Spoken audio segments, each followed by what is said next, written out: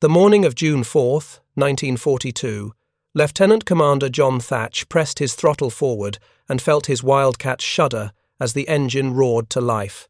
The flight deck of USS Yorktown stretched ahead of him, pitching slightly in the Pacific swell. He was about to lead 6 fighters into combat, escorting 12 torpedo bombers toward the Japanese carrier fleet somewhere over the horizon. 4 carriers, hundreds of Zeros, the most dangerous aircraft in the world. Thatch had spent the past year thinking about this moment. Every evening in San Diego, sitting at his kitchen table with matchsticks representing aircraft, he'd worked through the problem. The Zero could turn tighter than any American fighter. It could climb faster. It could stay airborne longer. In every dogfight since Pearl Harbor, Japanese pilots had used these advantages to slaughter American aviators. The kill ratio was 12-1. 12 American aircraft destroyed for every Zero shot down. But Thatch had found something. A tactical solution that didn't require a better airplane, just better coordination. He called it the beam defense position. His pilots had another name for it, one that would stick. The Thatch weave. And in the next 20 minutes, he was going to prove whether it worked or whether he'd just sent good men to their deaths with a theory built from matchsticks. What neither Thatch nor any American commander understood that morning was that this single tactic, developed by one man working alone at a kitchen table, would flip the air war in the Pacific. Within 6 months, the kill ratio would reverse. American pilots would be shooting down Zeros at rates that shocked Japanese commanders. The airplane that had terrorized the Pacific since Pearl Harbor would become prey. But first, Thatch had to survive long enough to teach others what he'd learned. If you're enjoying this deep dive into the story, hit the subscribe button and let us know in the comments from where in the world you are watching from today. 6 months earlier, on December 8th, 1941, the day after Pearl Harbor, Zero fighters swept across Clark Field in the Philippines with devastating precision. 37 American pilots died in the first week. The Zeros came from nowhere, faster and more maneuverable than anything the Americans had ever encountered. They could climb at nearly 5,000 feet per minute. They could turn inside any maneuver an American fighter attempted. They had a range exceeding 1,500 miles, which meant they could escort bombers deeper into enemy territory than anyone thought physically possible. And they were flown by pilots who had been training for war since 1937. Veterans of combat in China, where they'd shot down 99 Chinese aircraft while losing only 2 Zeros to ground fire. American intelligence had heard rumors about this aircraft. Reports from China mentioned a fighter with extraordinary performance, but most commanders dismissed them as exaggerated. Japanese aircraft were supposed to be inferior copies of Western designs, cheap, poorly built. That's what the training manuals said. The manuals were catastrophically wrong. When the Zeros hit Pearl Harbor on December 7th, 1941, 78 flew in the first wave.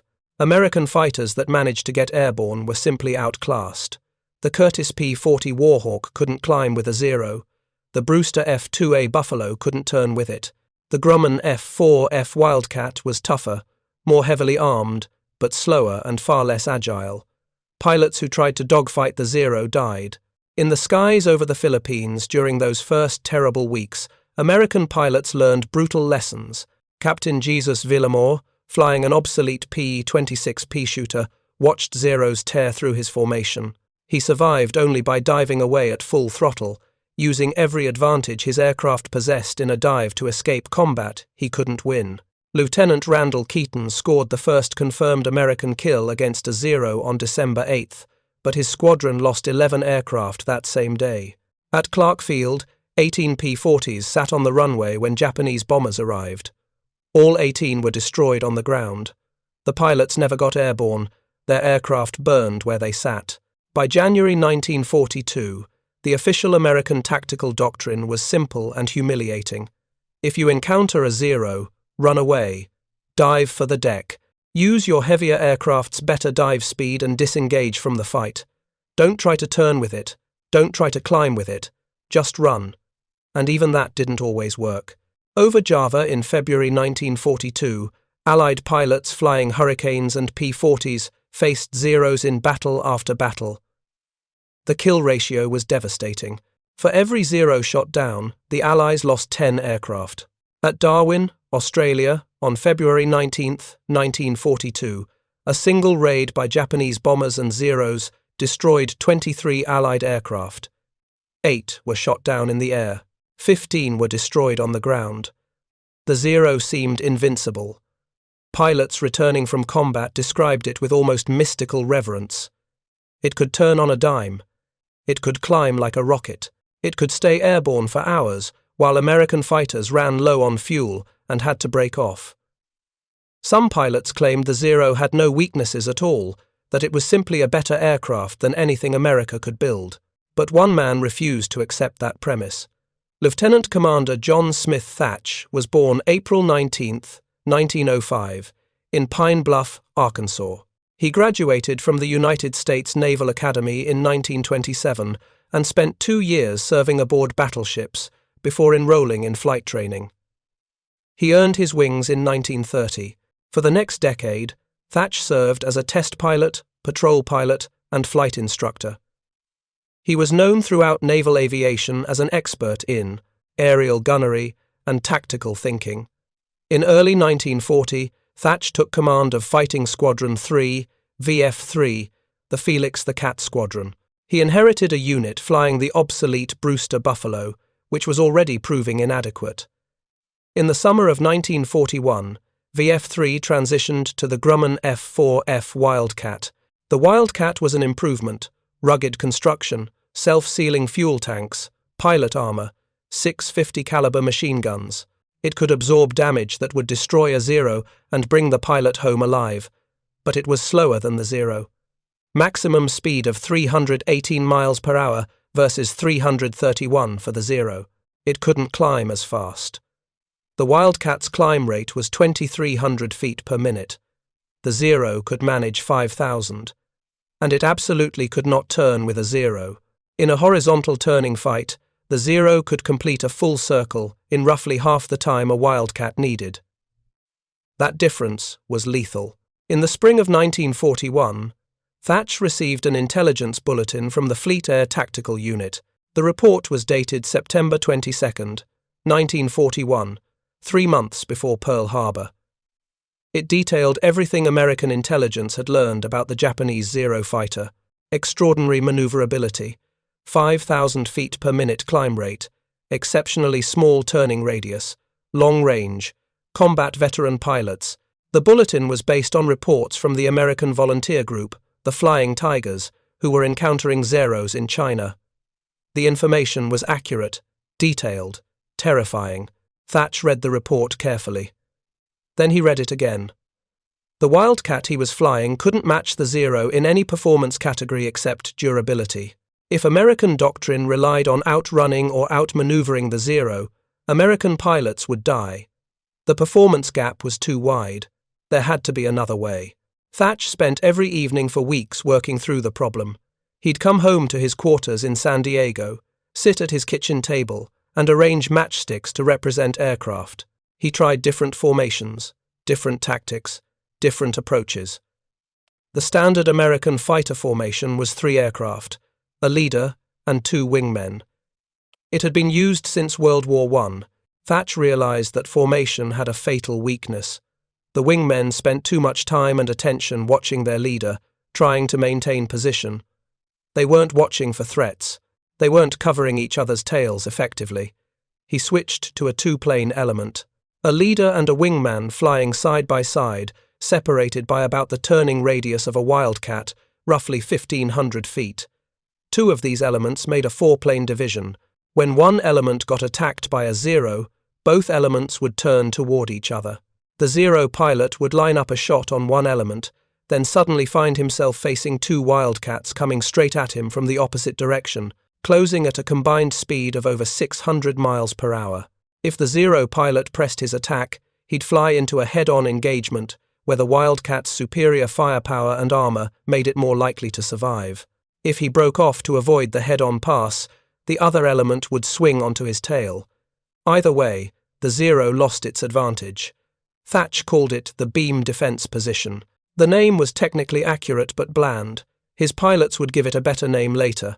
In May 1942, Thatch arranged practice engagements to test the tactic.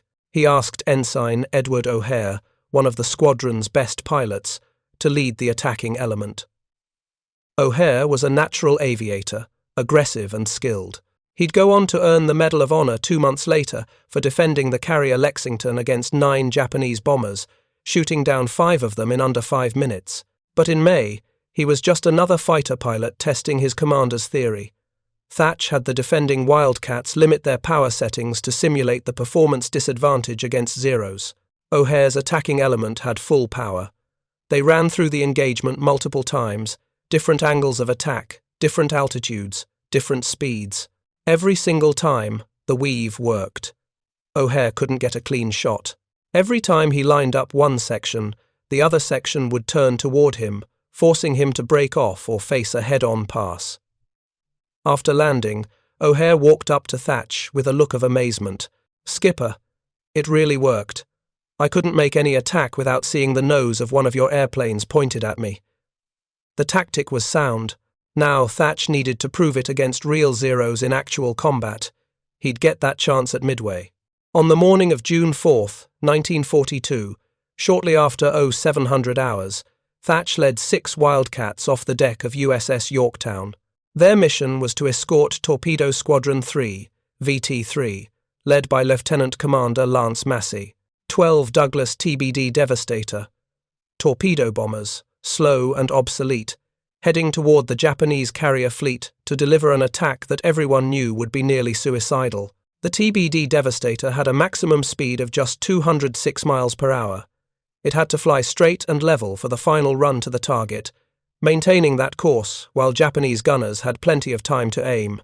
No evasive maneuvers, no high-speed escape, just a slow, steady approach that made the aircraft perfect targets. Thatch knew the Devastators would need every bit of protection his Wildcats could provide. But he also knew that 6 fighters against the entire Japanese combat air patrol wouldn't be nearly enough. The formation flew west toward the Japanese carriers. The weather was clear. Visibility excellent. At 0930, a lookout spotted ships on the horizon. The Japanese fleet, 4 carriers surrounded by screening vessels, destroyers, cruisers, battleships, and above them, circling at altitude, were the Zeros. Dozens of them, maybe more. Thatch couldn't get an exact count. There were too many. VT-3 began their attack run. The torpedo bombers descended to wave-top height, approaching from the east. Massey led them toward the carrier Soryu. The Zeros dove immediately. 15 to 20 Japanese fighters plunging down from altitude, building speed, positioning themselves for firing passes. Thatch called to his division. "They're coming in. Stay together. Watch your sections." The first Zero made a high-side pass at one of the trailing Devastators. The TBD shuddered under the impact of cannon fire. Smoke poured from its engine. The aircraft nosed down and hit the water, throwing up a huge plume of white spray. Thatch turned toward the attacking Zeros. His wingman, Ensign Robert Dibb, followed. Lieutenant Brainerd Macomber flew on Thatch's other side.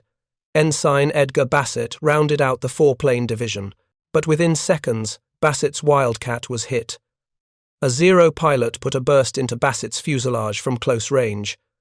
The Wildcat's engine exploded. The aircraft slanted toward the water, trailing fire, and hit the surface at high speed. Bassett was dead before impact. Thatch was down to 3 aircraft, and there were still 19 Zeros in the fight. Macomber's radio had been damaged in the initial exchange.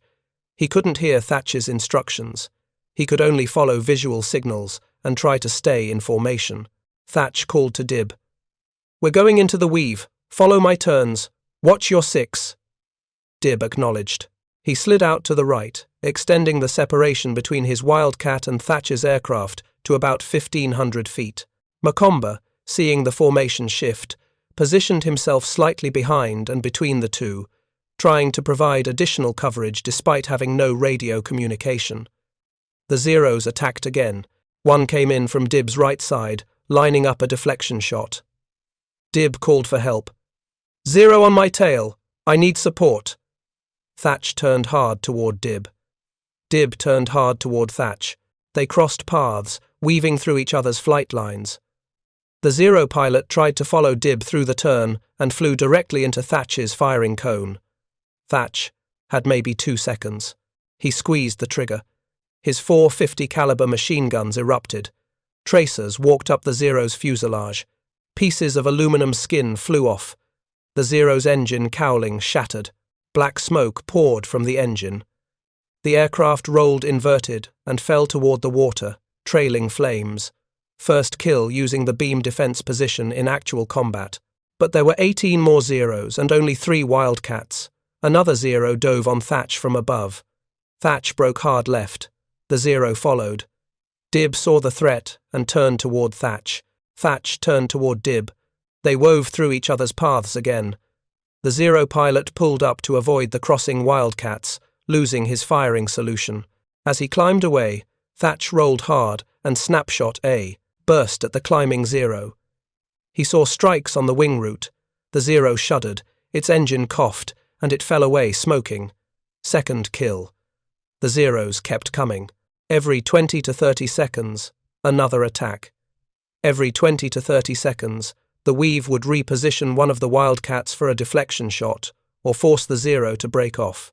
Thatch and Dib scissored back and forth, crossing paths, turning into each other, creating an interlocking pattern that made it nearly impossible for the Zeros to get a sustained firing solution on either aircraft.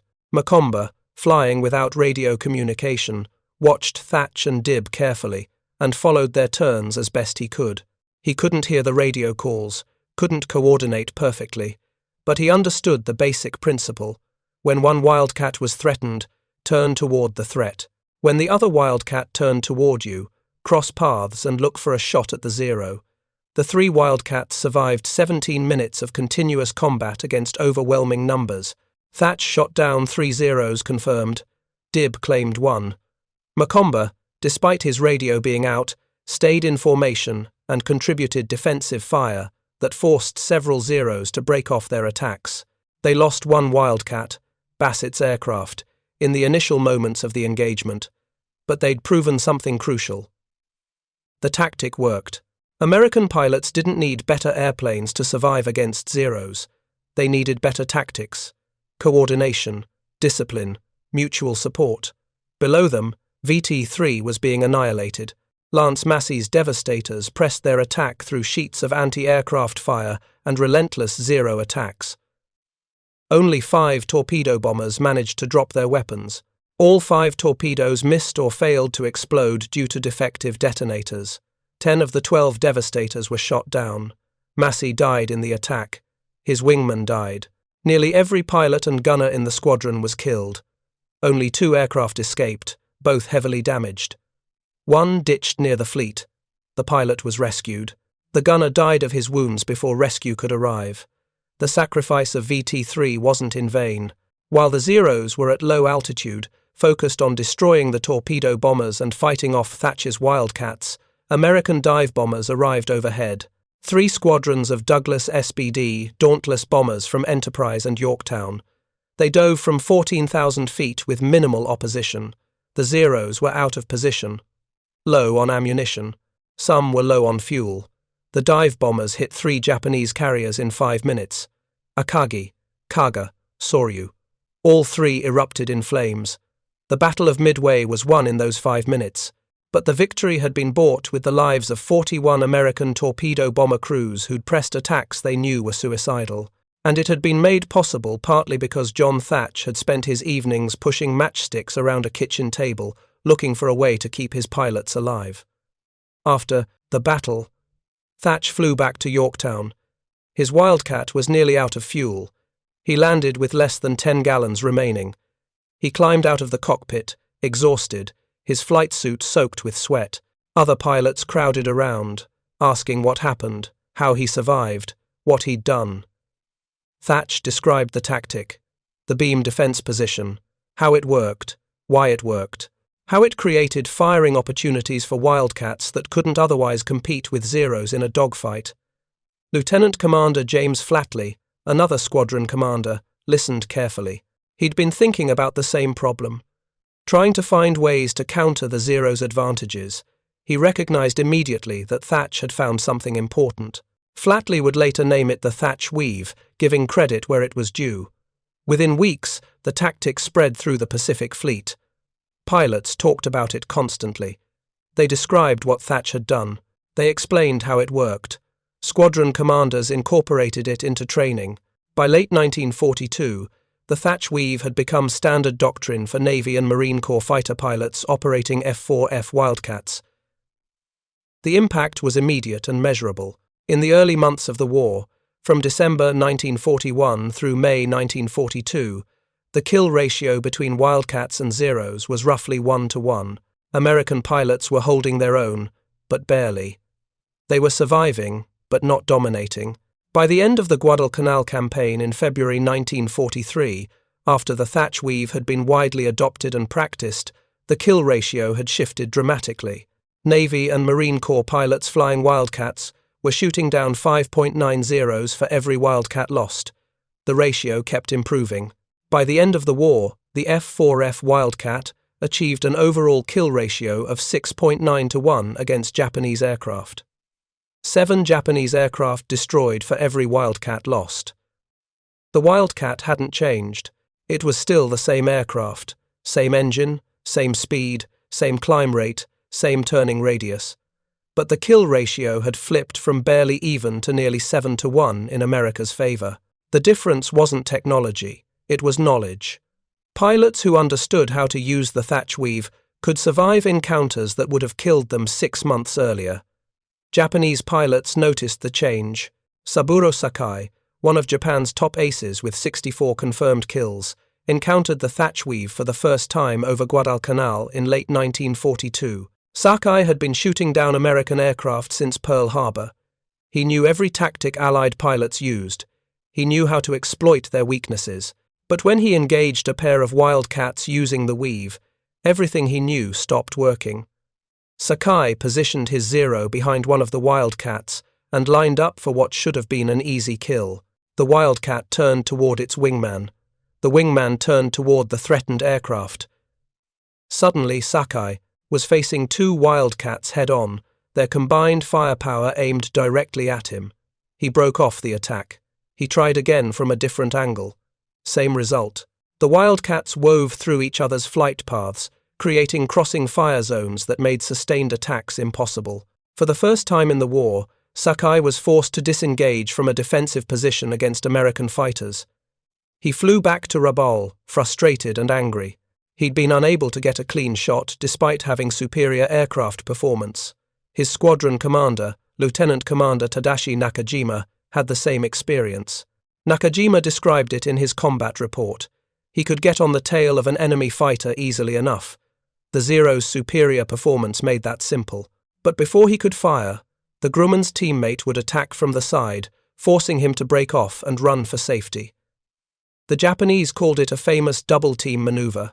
They recognized immediately that it was effective, but they had no counter for it.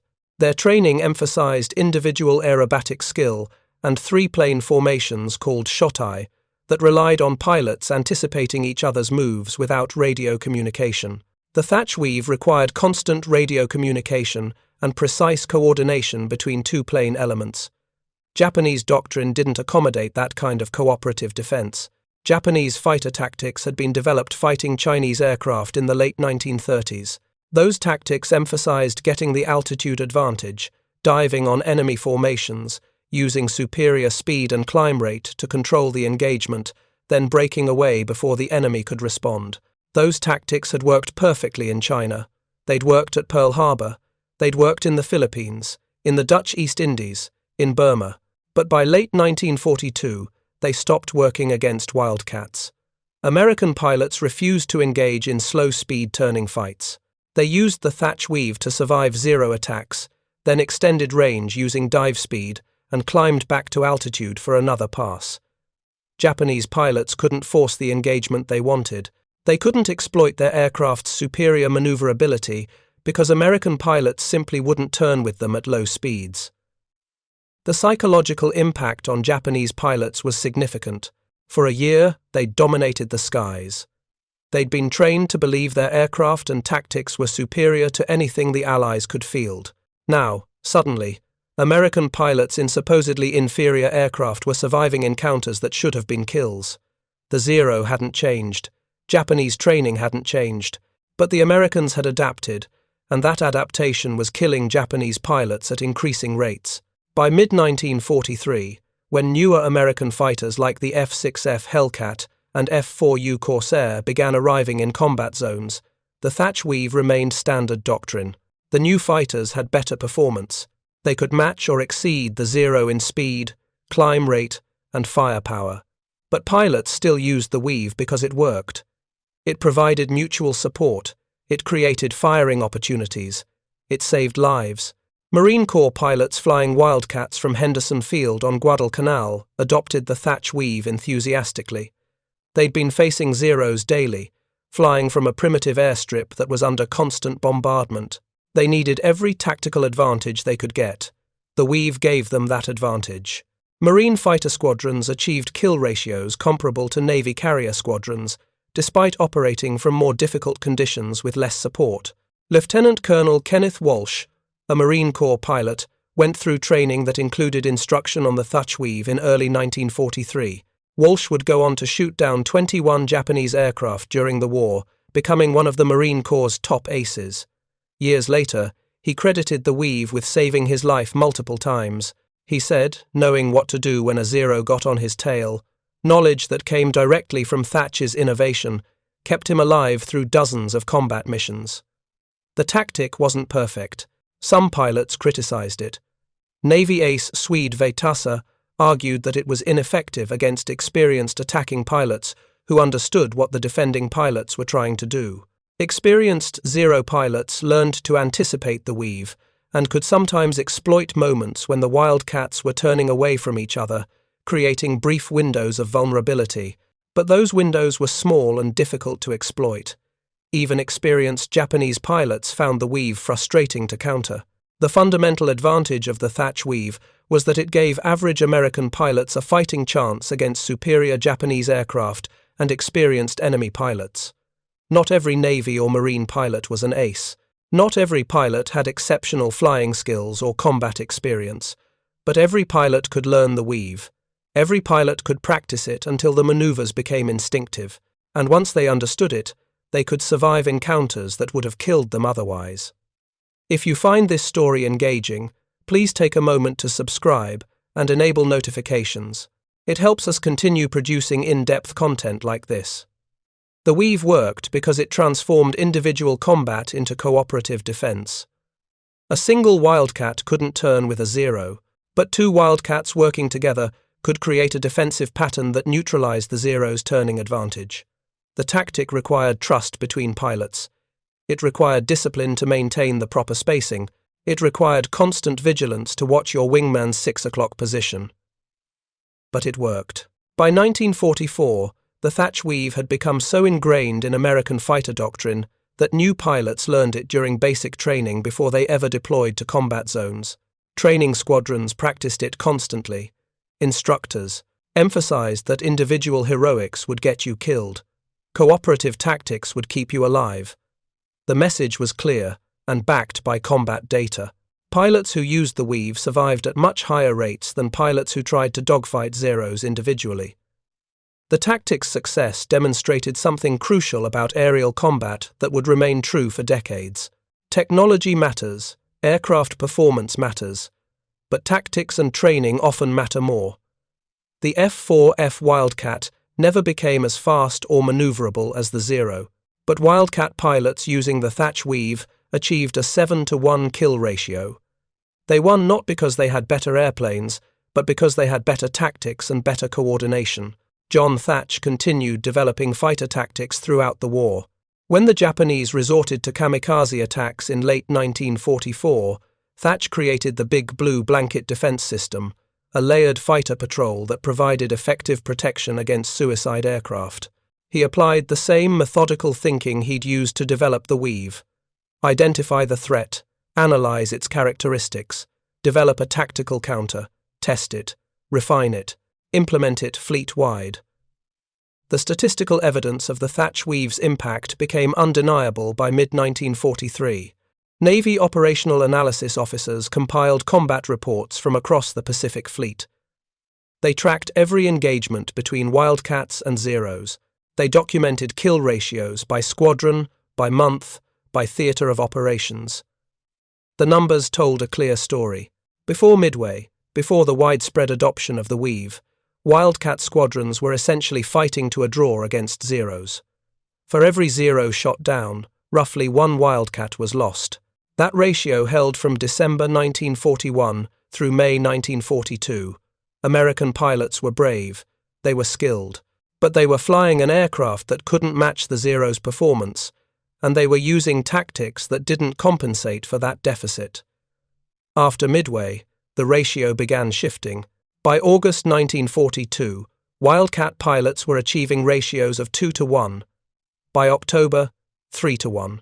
By February 1943, when the Guadalcanal campaign ended, the ratio had reached 5.9-to-1. The improvement wasn't gradual, it was dramatic and sustained, and the only significant variable that had changed was tactics. The aircraft hadn't improved. The F4F-4 Wildcat that fought at Guadalcanal was essentially the same aircraft that fought at Wake Island in December 1941. Same Pratt & Whitney R1830 engine producing 1,200 horsepower, same maximum speed of 318 miles per hour, same 650 caliber machine guns. The only modifications were folding wings for better carrier storage and some minor improvements to cockpit visibility. The pilots had improved through experience, certainly. Combat veterans understood energy management, gunnery, and situational awareness better than fresh pilots. But Japanese pilots in early 1942 were also highly experienced combat veterans. Many had been flying since the China campaigns in 1937. The skill gap between average American and Japanese pilots had narrowed by 1943, but that alone didn't explain a 5-to-1 kill ratio improvement. The difference was the Thatch weave. Pilots who used it survived. Pilots who didn't died at much higher rates. Squadron commanders who trained their units in the weave achieved better combat results than squadrons that relied on individual initiative and traditional three-plane formations. The data was conclusive and impossible to ignore. Japanese intelligence officers studied American tactics carefully. They examined gun camera footage recovered from downed Zeros. They debriefed pilots who survived engagements with Wildcats. They documented the weaving maneuver and tried to develop counters. But the fundamental problem remained. Japanese fighter doctrine emphasized individual skill and loose formations that allowed pilots to exploit the Zero's superior maneuverability. The Thatch weave rendered that maneuverability advantage nearly useless. A Zero pilot who committed to an attack on one Wildcat immediately became vulnerable to the other Wildcat in the element. If he pressed the attack, he faced a head-on engagement where the Wildcat's heavier armament and armor gave it the advantage. If he broke off, he lost the initiative and often found himself defensive. Either choice was bad. The only good option was not to engage, but that meant ceding control of the airspace to American fighters. By late 1943, Japanese pilots were increasingly reluctant to press attacks against Wildcats unless they had overwhelming numerical superiority. Even then, they approached cautiously, looking for isolated targets or pilots who weren't executing proper weave formations. The psychological advantage had shifted completely. American pilots who'd spent a year running from Zeros were now hunting them aggressively. The broader implications extended beyond just Wildcat versus Zero engagements. The Thatch weave influenced American fighter doctrine for decades. During the Korean War, Air Force pilots used variations of the weave. During Vietnam, the tactic was still being taught and employed. Modern fighter tactics still incorporate the basic principles Thatch discovered: mutual support, coordinated maneuvers, using geometry and positioning to offset performance disadvantages. John Thatch never sought publicity for developing the weave. He was a professional naval officer who'd identified a problem and solved it. That was his job. When historians interviewed him decades later, he was characteristically modest. He described the weave as an obvious solution once you understood the problem. Two fighters covering each other made more sense than three fighters trying to maintain formation while also watching for threats. But there was nothing obvious about it. The standard three-plane section had been used since World War I. It was established doctrine. Changing established doctrine required someone willing to question assumptions, experiment with alternatives, and prove through testing that a better way existed. Thatch did that, and the result was one of the most successful tactical innovations of World War II. The kill ratio continued improving even after newer American fighters arrived. By war's end, the F4F Wildcat had destroyed over 1,000 Japanese aircraft, while losing only 145 Wildcats in air-to-air combat. The final ratio was 6.9 to 1. 7 Japanese aircraft destroyed for every Wildcat lost. An aircraft that had been considered obsolete and outmatched in December 1941 had become one of the most successful fighters of the Pacific War, not because it became faster, not because it became more maneuverable, but because one man sitting at a kitchen table with matchsticks refused to accept that superior enemy performance meant inevitable American defeat. He found a tactical solution.